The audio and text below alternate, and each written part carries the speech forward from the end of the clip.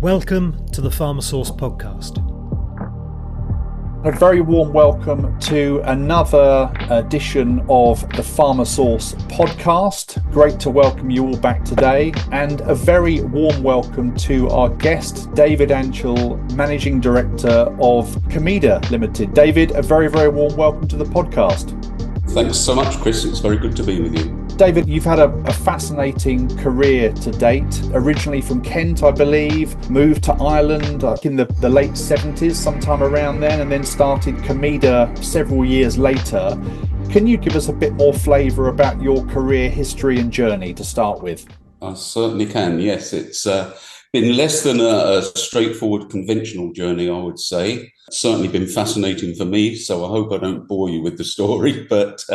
Basically, yes, I was born in Kent, in the countryside in Kent in the mid-50s. Started my first job in ICI plant protection, as it was then, in Yalding on the river in Kent, where they made plant protection products. And my job simply then was as a laboratory technician, a quality control technician. And I moved from there to work, rather strangely, in Kent County Council Highways Department, which really sounds odd for chemistry, but they had decided that it needed chemical analysis of the road building materials that were going down in Kent. And that, in a way, is part of the reason that I left that part of the world, because Kent became a kind of a commuter belt, especially with the building of the two motorways through the county, taking traffic from London to the continent, etc.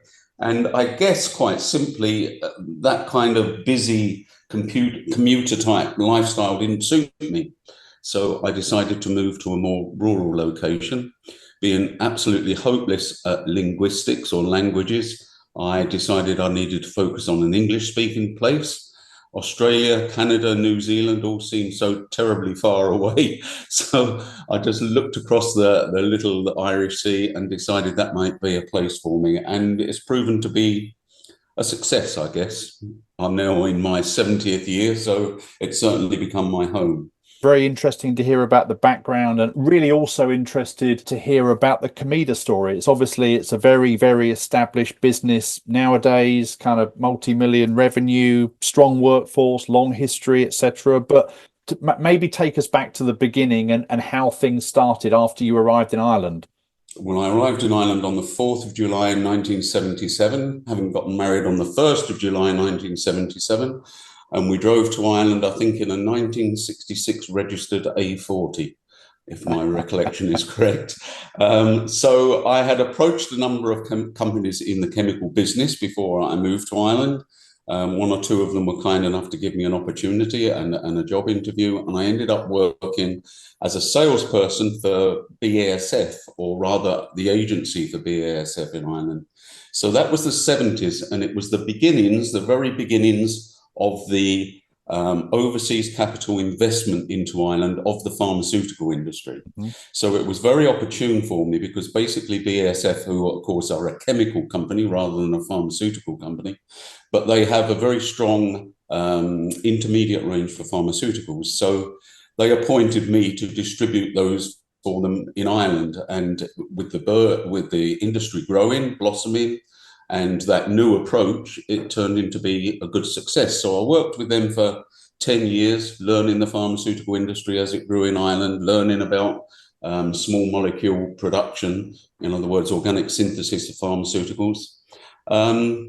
Basically, then I left to start work for a German company called Dynamit Nobel, in a similar role, in that they hadn't really marketed their pharmaceutical products in Ireland. So I was to be the general manager of a one workforce. That was me.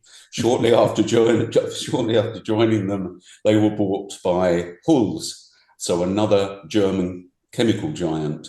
So after 10 years working for BASF, it wasn't appealing for me to start all over again. So that was the catalyst that started the beginnings of Camida, which happened in September 1988.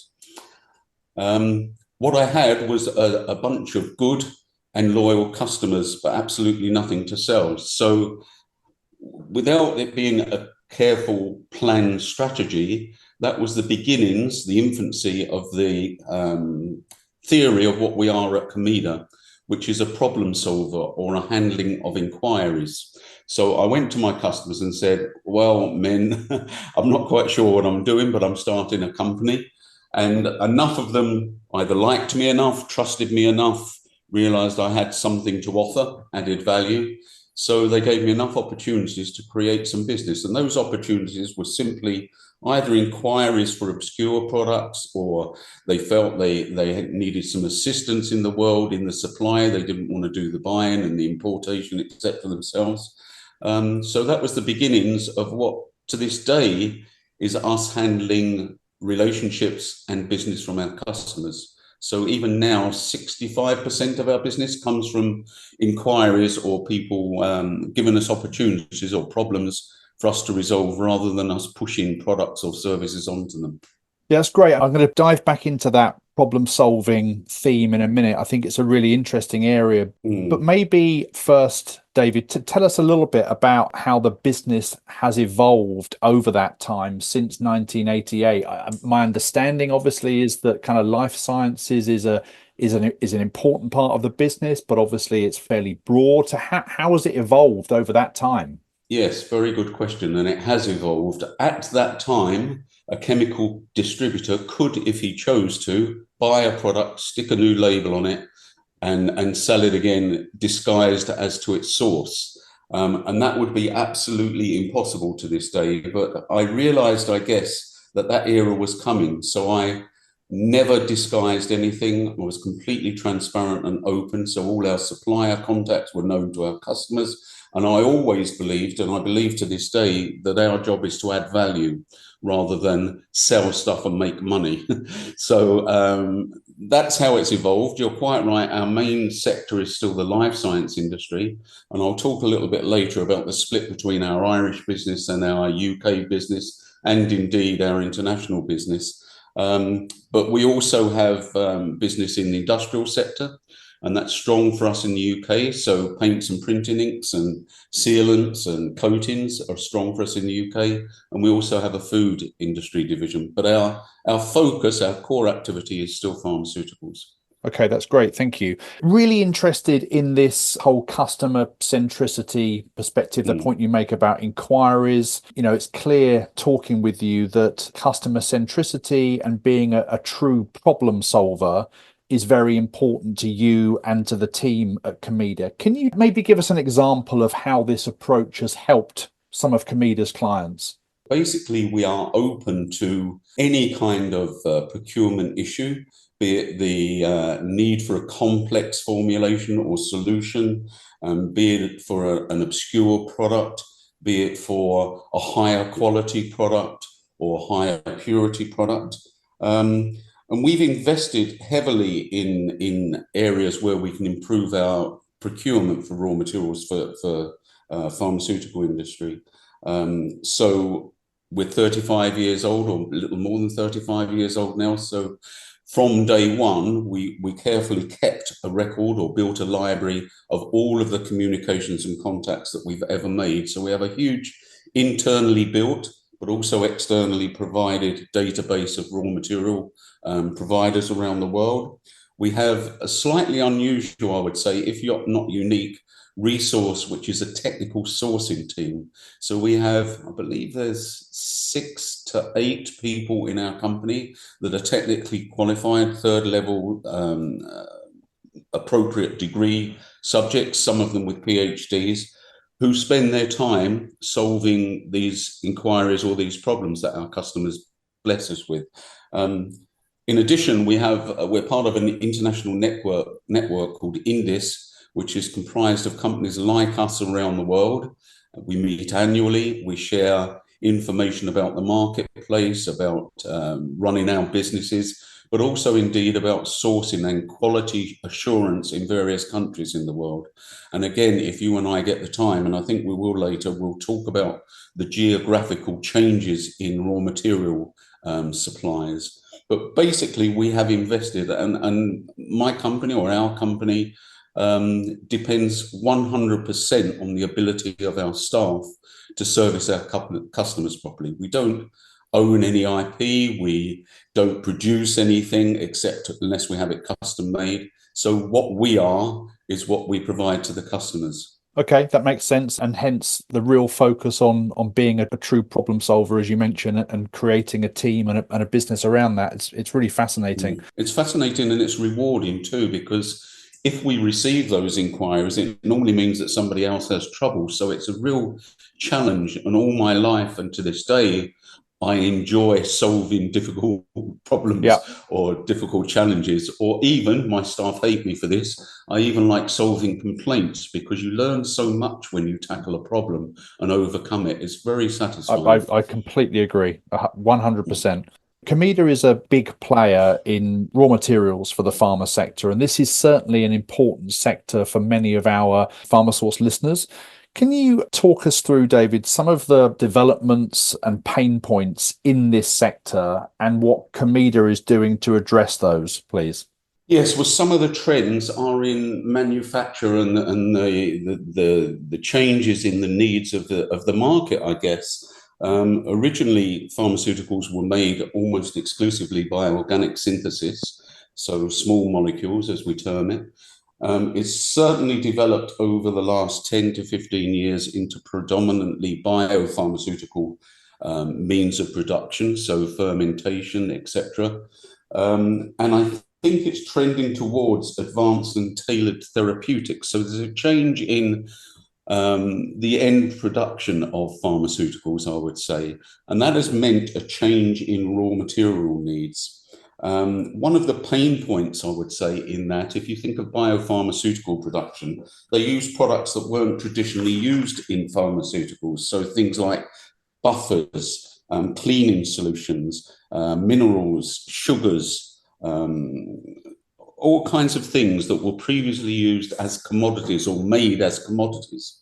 So now they're being needed critically for pharmaceutical production, which upgraded the quality needs. So that's a problem to this day, I would say. So whereas the pharmaceutical raw material needs are USP, GMP, EP, etc., these products were made in hundreds of tons. I'm talking about things like phosphoric acid and sodium hydroxide, some of the phosphates. They were used manufactured in huge quantities by commodity producers. And this industry suddenly needed this high quality. And I don't think that has been solved yet. It's been compromised.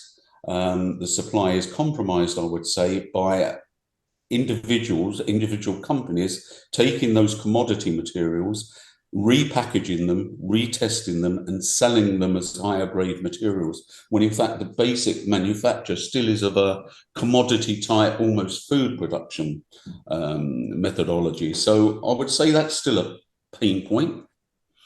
One of the other big pain points, I would say, in raw material supply is the geographical changes. So 30 odd years ago, the industry decided it needed to produce products at lower cost, and China was opening up, India was becoming more prominent, and it drove a need for cheaper raw materials to those places. That created a number of problems. One was that the quality and environmental controls in those areas weren't always sufficient to meet the industry needs. So that's been a huge challenge, upgrading their quality, which has been solved to a large extent. But it's created a further problem in that it has now become a trend to decline raw material from those parts of the world. And because of that move to those parts of the world, because of economy, it removed the Europeans and some of the Americans from producing those products. So we can't go back to the sources that were there before that moved to those cheaper locations. So that's, again, a problem that hasn't been solved. And many of our customers have, not anti-China exactly, but when they ask us to solve something, they say, please don't use China or India. And that's created an enormous need, an enormous problem, I would say. Another area linked to that is that, again, the standards of our customers have moved up so high that what they call critical raw materials can be rather small. but it still means this, they need the same quality control issues as their larger purchases. So the need for auditing plants has become bigger and bigger and bigger. So you may have people contacting us to do an audit on a plant where they're buying 35 kilos a year from somewhere obscure in the world, and that audit need, and it's just not equitable, the need to create that audit, tie up a plant for such a small purchase. So I'm explaining some of the pain points. We get involved in these issues deeply, but some of them are hard to surmount still. As you talked about, the big changes or the evolution of how many pharmaceutical products going from that organic synthesis into more biopharma, that's a very, very interesting area. And as you talk about some of the regional trends and challenges as well, but I guess those type of factors must have had a really significant impact on your business and your focus over that time as well. Yes, and indeed, I don't think it would be possible to start my company now as I did 35 or 37 years ago, because the background need, the administrative needs, the conformance needs, and indeed the attention to ESG matters, which are becoming more and more and more prominent, just wouldn't be possible in the way that my company started in the first place. You need the resource, you need the background staff, you need quality people that control all of those issues. And I don't want this to turn into an Irish discussion, but in Ireland, one of the reasons that we've been very successful in the capturing of future capital investment is because of our attention to regulatory and conformance matters. So Ireland has a super history of that, and that's one of the reasons that it's successful. So that's essential in our operation now, much more so than previously. Yeah. Let's talk a little bit about geography. So, you've obviously, talking about your own history, moving from the southeast of England to Ireland, etc., quite a few years ago. Globally, Camida is already very well established. Where do you see the key opportunities for the business and for what you do moving forward? Well, I was frightened you were going to do this, but you're going to make me talk about a mistake we made.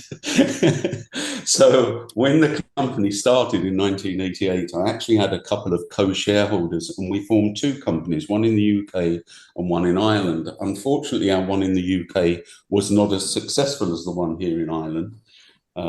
For various reasons. I won't even attempt to go into them, but for various reasons. And in the year 2000, we rationalised all of our functions, our central functions here into Ireland. Unintentionally, completely unintentionally, that took our attention away, I think, and our placement away from activity in the UK. So Camida's business is 60% Ireland, I would say, 30% the UK, 10% the rest of the world. And that 10% mostly comes from our activity with global leaders. So we're involved in the world's leading producers of pharmaceuticals, and they take us to other parts of the world, Singapore, Puerto Rico, etc., USA to a large extent. But going back to the UK mistake, so our focus moved away from the UK, and here we are all those years later, nearly 25 years later after that rationalisation, with us having twice as much business as in Ireland as we do in the UK. That makes no sense. So the pharmaceutical business in Ireland is about twice that of the UK. We export about 100 billion euro of product from Ireland in pharmaceutical business. The UK produces about 50 billion. But the UK has a much bigger base of research and development, especially in the biotech industry. And I think even that term biotech was one that was formed by the UK industry. It's become known as the startup or the research part of the biopharmaceutical industry, I think. So you have a huge number of small to medium-sized companies that are there either to develop or hopefully to sell their IP or whatever, and we don't have that in Ireland. So one of the strategies that our company has at the moment is to further invest. So we've joined the major associations in the UK again, and we've broadened our office in the UK. We have 5-6 people there in our Manchester office now. So that's one of our strategies. And the other strategy that we have is to stretch our activities also into the EU. We have never proactively sold our business overseas, but that's changing now, and we want to become more involved in the EU business. So, as I say, I think we made a mistake in defocus on the UK unintentionally, and we're certainly dealing with that now. That's really good to hear. I'm sure that will be of interest to many of our listeners also about the stretch into the EU as well, which is great. Yes. I'd like to just turn our attention briefly to pharma and biopharma outsourcing, which is certainly a big area of interest for many of our listeners, and also the sort of engaged audience we have with PharmaSource and also with our CDMO Live event brand. Camida obviously works with CDMOs and also with their biopharma sponsors. What do you see from your perspective as the key developments in this sector, and how do you see this evolving over years to come? Well, CMO and CDMOs, I think, have become and will continue to become very important to the industry. For Camida, they are both a customer base and a supplier base, so that's kind of neat. I think the trend towards tailored medication and treatment, the pressure from generics, and the need for post-patent products to be produced in a lower cost way is essential for the giants of the world, who invest a huge amount, of course, in the R&D and the discovery area of drugs. They need their production, certainly post-patent time, to be more cost effective. And I think that can be achieved with CMOs to a large extent. And there's some examples of this, that some of the majors are actually investing and buying CMOs or CDMOs and leaving them as a separate unit to their own operations. So I think that will be an increasing trend. I can't see that changing. And of course, I've spoken about the post-patent end, but there's the beginning as well. Once a drug is discovered by the majors, often the pilot plant needs aren't suitable for the big pharmaceutical companies. So again, because of factors of scale, they need to use CMOs or CDMOs to help them along that process. Yeah.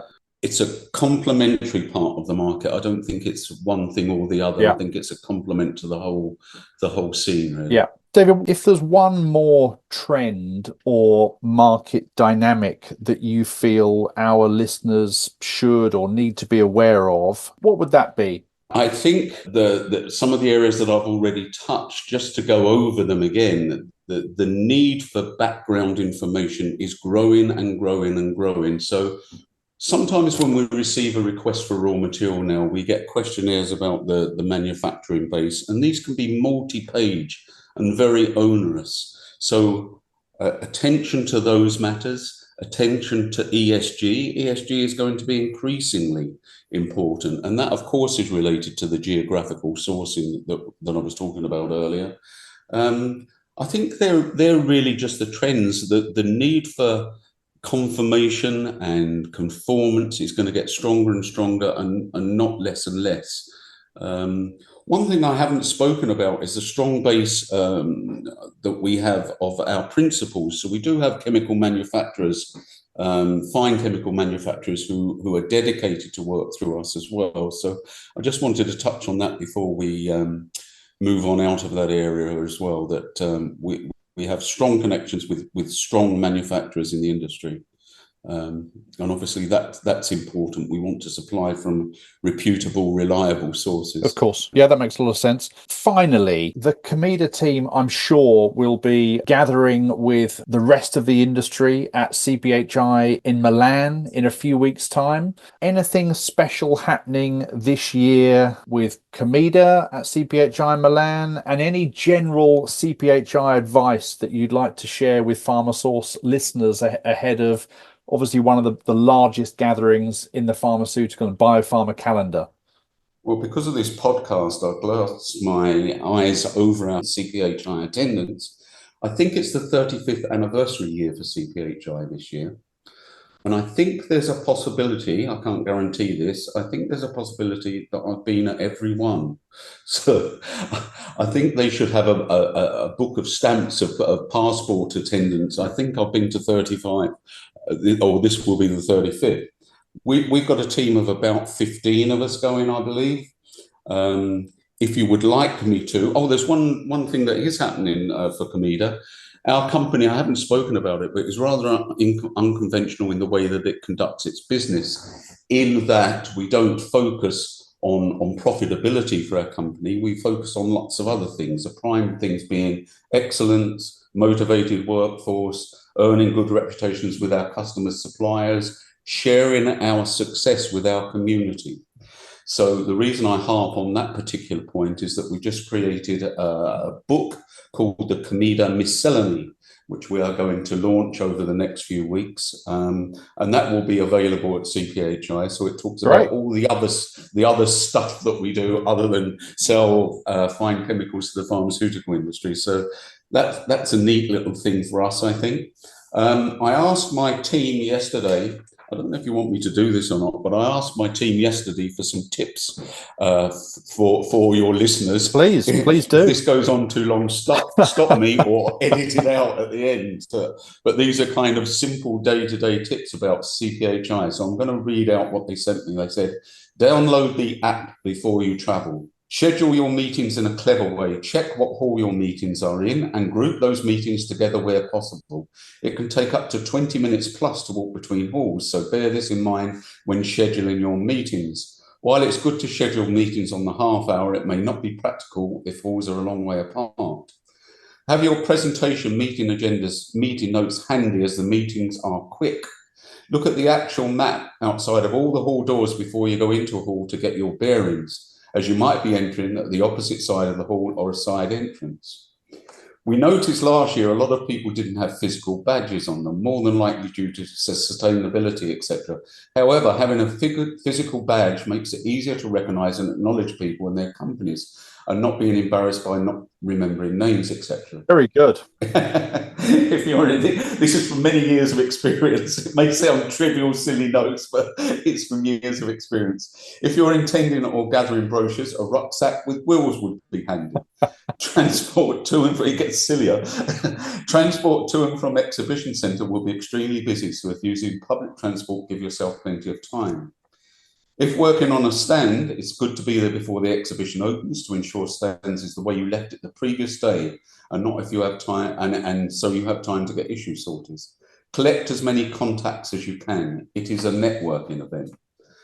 If going for lunch, go early to avoid long queues. The bathrooms are located on the periphery of the halls, and never think, I'll go later. Go now. Yeah, that's a good one. That's a very good one. Shoes. Oh my God. Comfortable footwear. No heels. You'll be walking a lot. No brand new shoes. Yeah, no, that's certainly a very, very good one to finish on. So I know that's all trivia, and I'm sure much less critical than the issues you wanted to talk about, but useful nonetheless. No, it certainly is, and certainly the new shoes, certainly one to avoid. I mean, I must confess, and obviously I was very involved with that show for a number of years, but I certainly don't know many people that have been to the vast majority or most of them. So obviously, I'm sure you've got many stories to tell over the years. But thank you very much for finishing with those bits of guidance. That's super helpful. You're very welcome, Chris. I stopped wearing heels a good few years ago, so it won't trouble me too much. David, it's been a real pleasure to chat with you today and to obviously understand more about your journey. So thank you. Great to talk to you, Chris, and thanks for the opportunity. I look forward to being in touch later. Over the past year, we've interviewed more than 100 experts in biopharma outsourcing. So we thought it would be useful to distill all those best practices into Outsourcing Fundamentals, an online training course that gives you and your team a foundation in successful outsourcing. Take this course for a comprehensive overview of the key trends shaping biopharma outsourcing. Over 4 hours, this course will give you 10 modules of expert insights and case studies including vendor selection, contract negotiation, quality oversight, tech transfers and more. Each module comes with helpful resources, interactive quizzes and a certificate of completion. Listeners to this podcast can get a full £100 off by using the code POD100, that's POD100, when you get to the checkout. To find out more, head to pharmasource.global/fundamentals.